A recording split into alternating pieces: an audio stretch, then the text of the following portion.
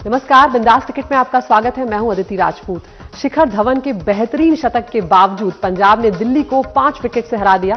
दिल्ली की टीम ने टॉस जीतकर पहले बल्लेबाजी की। शिखर धवन ने 61 गेंदों पर नाबाद 106 रनों की पारी खेली, लेकिन बाकी खिलाड़ी कुछ भी कमाल नहीं कर पाए और 165 रनों का छोटा लक्ष्य पंजाब के सामने रखा। निकलस पूरन के अर्धशतक ने और क्रिस गेल के 13 गेंदों पर 29 रनों ने पंजाब का काम आसान कर दिया। पंजाब की ये लगातार तीसरी जीत रही।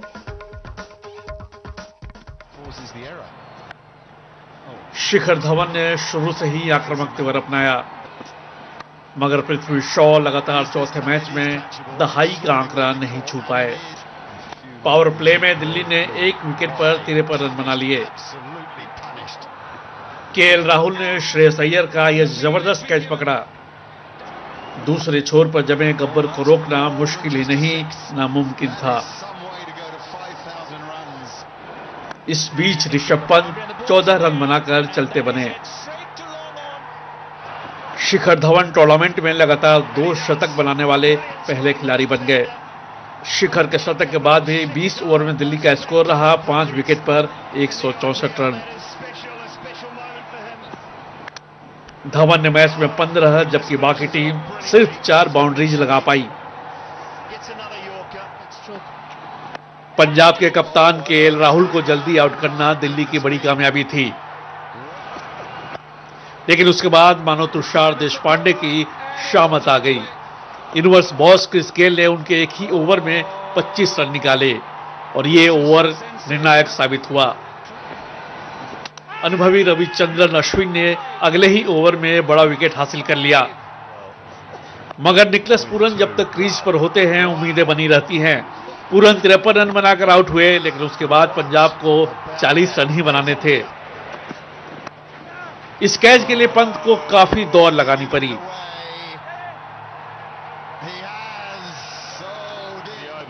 मगर स्कोर इतना छोटा था कि दिल्ली की टीम पंजाब को रोक नहीं पाई। टूर्नामेंट में पंजाब की ये लगातार तीसरी जीत रही। और अब नजर डाल लेते हैं स्कोर कार्ड पर। दिल्ली ने पहले यहां पर बल्लेबाजी की, 164 रनों का छोटा स्कोर खड़ा किया। शिखर धवन ने यहां पर नाबाद 106 रनों की शानदार पारी खेली, लेकिन बाकी खिलाड़ी कोई कमाल नहीं दिखा पाए। ना श्रेयस अय्यर, ना ऋषभ पंत, ना हेटमायर ही कुछ कर पाए। पंजाब की अगर बात करें यहां पर तो 19 ओवर के रहते ही उन्होंने 167 रन बना लिए 5 विकेट के नुकसान पर और निकलस पूरन ने 53 रनों की यहां पर पारी खेली। आखिर हालांकि राहुल बहुत कुछ कमाल नहीं कर पाए, लेकिन गेल ने अपना काम कुछ ही गेंदों में पूरा कर दिया। मैन ऑफ द मैच यहां पर शिखर धवन रहे। 61 गेंद, 106 नाबाद रन और उसमें 15 बाउंड्रीज उन्होंने मारी है। 12 चौके, 3 छक्के, 173 से ऊपर का स्ट्राइक रेट शिखर धवन का रहा। साथ ही लगातार 2 शतक लगाने वाले बैक टू बैक वो पहले बल्लेबाज भी बन गए। लाजवाब गेंदबाज की बात करें, मोहम्मद शमी रहे। 4 ओवर फेंके उन्होंने, 28 रन देकर 2 खास विकेट उन्होंने झटके।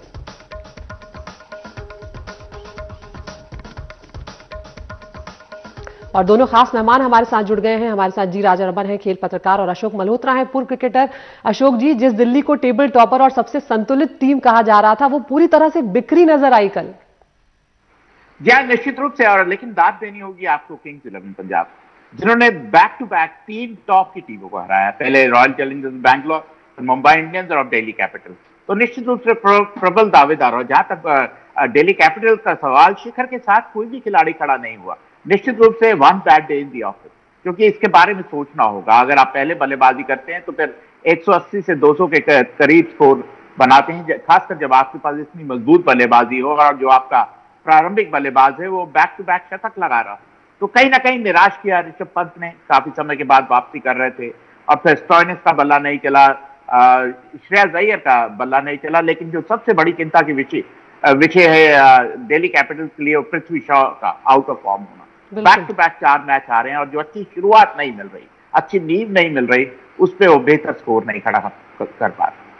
बिल्कुल, पृथ्वी शॉ ने पिछले 4 मैचों में उस तरह से परफॉर्म ही नहीं किया जो उनसे उम्मीदें की जा रही थी। राजा जी, यहां पर पंजाब की बात करें, शुरुआती झटके लगे, उसके बावजूद मिडिल ऑर्डर जो है उसने बखूबी अपनी जिम्मेदारी निभाई। राहुल बहुत जल्दी आउट हो गए, उसके बाद लगा था धड़कनें बढ़ गई थी, लेकिन Chris Gayle, Nicholas Pooran, Maxwell सभी ने अपना काम बखूबी निभाया। जो आखिरी में आपने नाम लिया वो उनके लिए बहुत फायदेमंद साबित हो गया। आदिति, मैं मैक्सवेल की बात कर रहा हूँ। बिल्कुल। निकोलस पूरन तो रन बनाते ही हैं, काफी कंसिस्टेंट रहे हैं अभी तक, लेकिन मैक्सवेल का रन बनाना शायद किंग्स 11 पंजाब के लिए सबसे बड़ी उपलब्धि है इस मैच।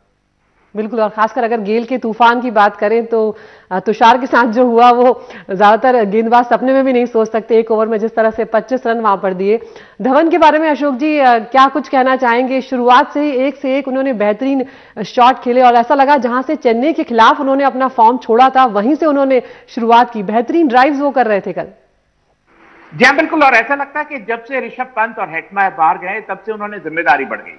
हालांकि कल हेटमायर और ऋषभ पंत दोनों खेल रहे थे, लेकिन उसके बावजूद एक आपकी नेचर बन जाती है और अब वो पूरी दिल्ली कैपिटल्स का भार अपने कंधों पर उठाते हैं। और इतिहास गवाह है कि शिखर जब इस तरह की फॉर्म में आते हैं, इस तरह की लय में आते हैं, तो फिर उनको रोकना नामुमकिन होता है। और कहीं ना कहीं वो युवाओं को दिखा रहे हैं कि क्यों मैं इस टीम का हिस्सा हूं, क्यों मैं दूसरे नंबर का प्रारंभिक बल्लेबाज हूं भारतीय टीम का, क्योंकि उनसे बेहतर अनुभव किसी के पास नहीं। और सही दिशा दिखा रहे हैं दिल्ली कैपिटल्स को, जो दिल्ली कैपिटल्स के युवाओं को शिखर से सीखना होगा। बिल्कुल राजा जी, यहां पर दिल्ली की अगर फील्डिंग की भी बात करें तो कल बल्लेबाज तो चले नहीं, लेकिन फील्डिंग में भी कई सारी गफलत की स्थितियां पैदा हुई। रनआउट के वक्त भी हमने देखा, कैच जब छूटते हैं तब भी हमने देखा। कई जगहों पर ऐसा लगा कि पूरी टीम में जो था एक बिखराव था, एकजुट होकर खेलते हुए वो नजर नहीं आ रहे थे। आपने सही कहा अदिति, लेकिन मुझे अगर हैरानगी हुई तो श्रेयस अय्यर की कप्तानी को, चाहे वो श्रेयस अय्यर हो या रिकी पॉन्टिंग हो, उन्होंने गेल के खिलाफ अश्विन से शुरुआत नहीं की। तुषार देशपांडे जैसे खिलाड़ी, तेज गेंदबाज को, जिसके पास अनुभव नहीं है गेल जैसे खिलाड़ी को बॉलिंग करने का, उनसे कराया। वो 26 रन का फर्क पड़ गया। देखिए आप, एक ओवर में इतने रन जब जाते हैं, अश्विन आके अगले ओवर में आउट कर गए क्रिस गेल को। अगर गेल को जल्दी आउट करते तो शायद एक मौका था दिल्ली कैपिटल्स के पास। कहीं ना कहीं कल मैच अगर घुमा है तो श्रेयस अय्यर और रिकी पॉन्टिंग के डिसीजन को लेके घुमा। बिल्कुल, यहां पर और एक बात अगर पंजाब के बारे में अब कही जाए अशोक जी, तो अब पंजाब जो है वो बदली हुई टीम नजर आ रही है। जो शुरुआत थी और जो अब पिछले 3 मैचों में हमने देखा है वो बहुत कमाल यहां पर हो गया। लेकिन चलिए यहां पर रुक लेते हैं। आज की जो मैच होने जा रहा है उसके बारे में भी बात कर लेते हैं। T20 लीग में बेंगलुरु की टक्कर कोलकाता से आज होने जा रही है। दोनों ही टीमें फिलहाल टूर्नामेंट की टॉप की 4 टीमों में शामिल है, लेकिन क्वालिफायर की रेस में बने रहने के लिए दोनों यहां कोई गलती नहीं करना चाहेंगी, क्योंकि नीचे की टीमें भी टॉप 4 में शामिल होने के लिए जबरदस्त यहां पर मेहनत कर रही हैं।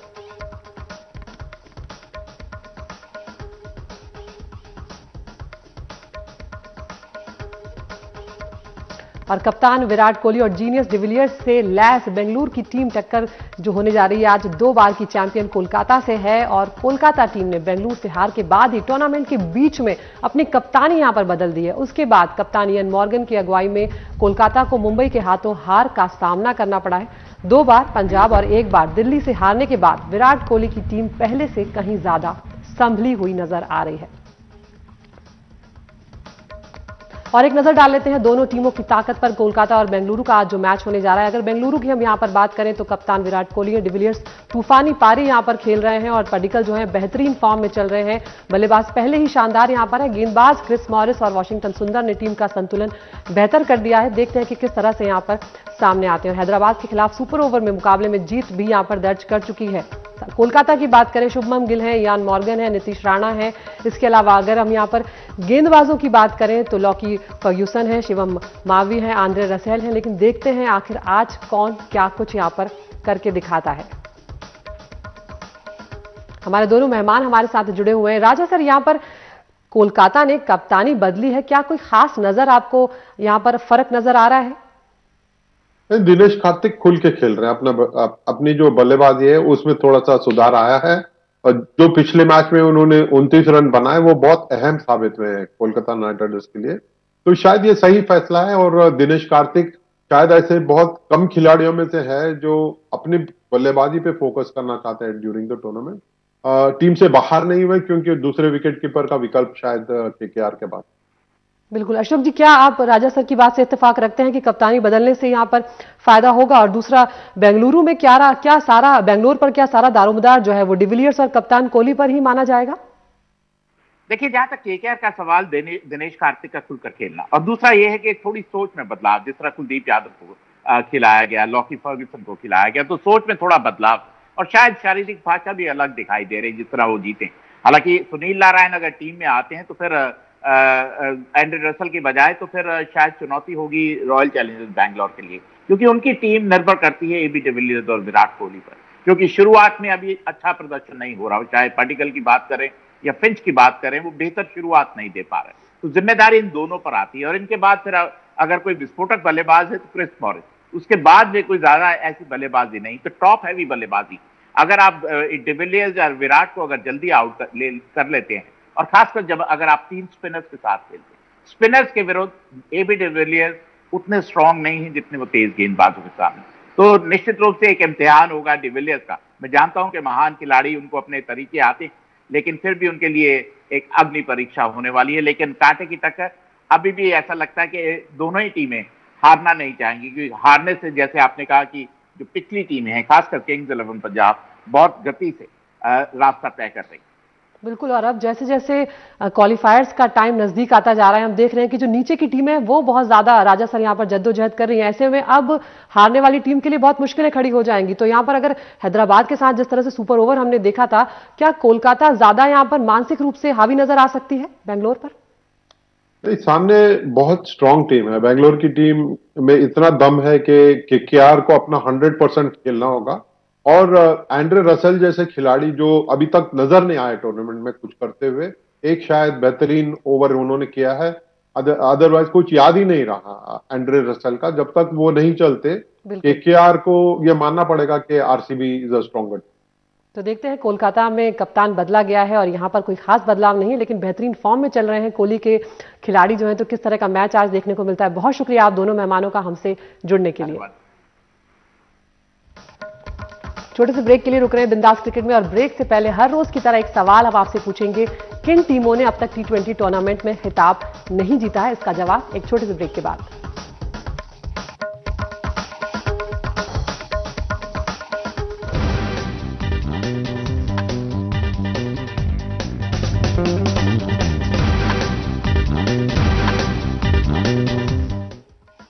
तो ब्रेक के बाद एक बार फिर बिंदास क्रिकेट में आपका स्वागत है। हमने ब्रेक से पहले आपसे एक सवाल पूछा था, किन टीमों ने अब तक T20 टूर्नामेंट का खिताब नहीं जीता है, और वो टीमें हैं दिल्ली, पंजाब और बेंगलोर, जिन्होंने अब तक खिताब नहीं जीता है, इसलिए ज्यादा नजर भी उन पर रहने वाली है।